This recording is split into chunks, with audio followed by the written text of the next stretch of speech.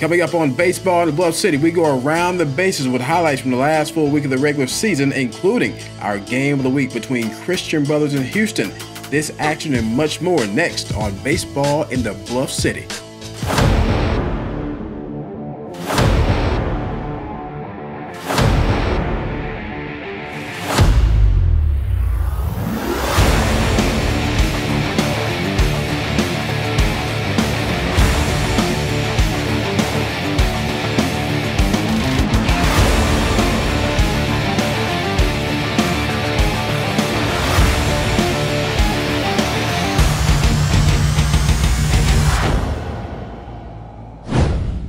Monday night baseball action. Houston taking on Christian Brothers. Miller Riggins on the mound, and he is one tough customer, folks. The senior had his mojo working, off to a tremendous start, striking out the side in the first. And he got some help from his offense. Top of the second, a man on for Ryan Bland, and this is trouble over the head of the right fielder. Tyler Yearwood scores, and here comes Bland on his horse going for three. And he'll get more than that. Bland coming all the way home. Mustangs took a 2-0 lead. Meanwhile, back on the mound, Riggins still cruising right along. 5 strikeouts in the first 2 innings. Top of the third, Mustang bats, they were still hot. Dean McCullough with a man on, and this one going up. It's going deep, and this one getting all the way to the wall. Franklin on second. He scores easy. 3-0 Houston. Bottom 3, Purple Wave starting to catch some breaks against Riggins. A couple of harmless grounders found the right spots. Boston Barker beating that one out, and Christian Brothers able to manufacture some runs, scoring 2 in the inning. From that point on, they found their groove at the plate. Bottom of the 4th, 2 men on, and this one getting off the glove in right center. Both runners score, part of a 3-run inning. Purple Wave coming back to take a 5-4 lead. But it didn't last long. Top 5, Pierre Seals putting one on Germantown Parkway. The towering blast tied the score at 5 apiece. However, this was a Purple Waves night. They just kept battling, and the bats, they just kept balling. William Gossett with the bases loaded. Down the line. That scored 2. Purple Wave back in front, 7-5. And the big hits kept coming. Christian Brothers, a big inning, leading to an impressive win. 11-7, the final.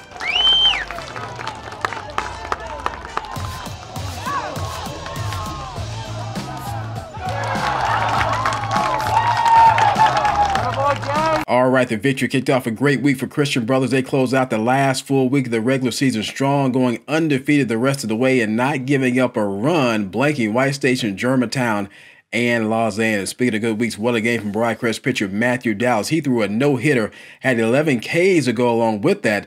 A tremendous performance, and he wasn't the only one. MUS's Hud McGahee also threw a no-no and a 4-1 victory. Shout out to both of those young men for great efforts. Let's go to Gagliano. Red Hot Northpoint making a trip over to take on Lausanne. Game 2 of a back-to-back set. Defense coming. Look at that scoop and look at that throw. Be kind, rewind that. Rob Hayes making a heck of a play over there. No score through 2. Top 3, that changed. Northpoint letting the bats bang. Anthony Zarlingo taking one deep to lead off the inning, and he'll cruise in the 3rd with a stand-up triple. Next batter, more the same. This one getting all the way to the wall. Owen Staples with a drive. Zarlingo scores. 1-0 Trojans.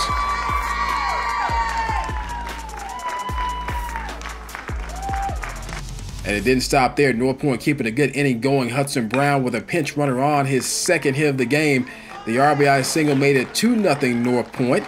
Same inning, Hayes to the plate. You saw the defense, now you see the offense.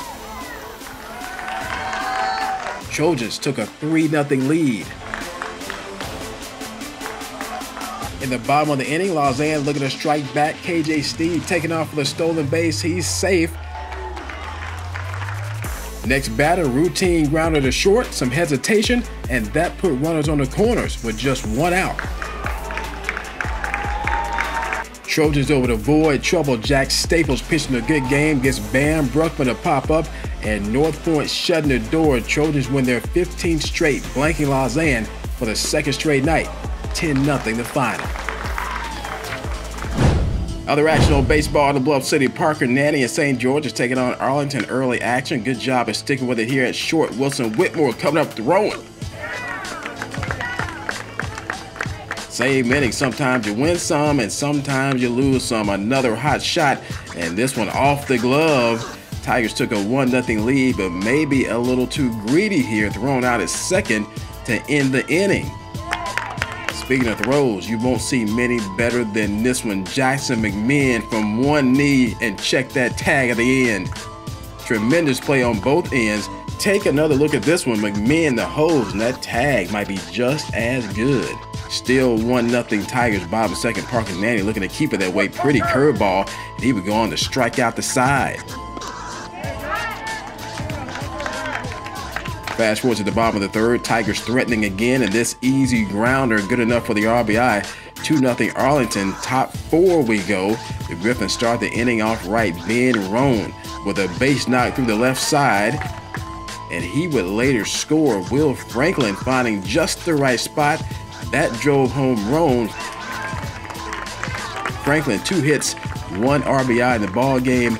But Arlington and Wesley Kelly leaving with the W in this one. 6-2 the final. Elsewhere over the White Station, Fayette Academy making a trip. Vikings go to work in the top of the first. A man on for Bo Culver, and he delivers the RBI single, gave Fayette Academy a 1-0 lead. Top of the second, Vikings add much more. Bases loaded, and this ground ball brings a play to the plate. The road can't be handled. 2-runner score. Vikings put up 6 in the inning to take a 7-0 lead. Bottom of the second we go. Spartans working on some. Ben Turner at the plate, and he was banging. That one hop of the wall and left. He later scored on the bases loaded walk. Same inning, Coleman Stevens that shot the first. It can't be gathered. That brought home a run. Spartans scored 3 in the second, but Fayette scores more, and they hold off White Station 14-5, the final there.